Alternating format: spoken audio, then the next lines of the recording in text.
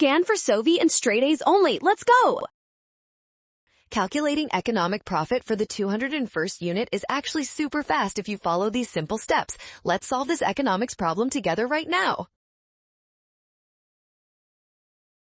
First, we need to understand that economic profit at any level is the difference between total revenue and total cost. We must look at how the profit changes per unit. From the provided table, we know the profit for 200 units is $1,000. Now, we just need to calculate the marginal impact of that very last unit.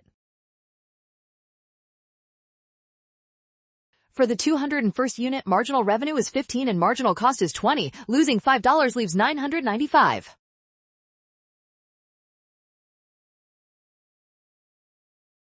Well done! Scan the code to learn with Sovi. Watch signs and avoid rush. Trust given values and check steps for option A.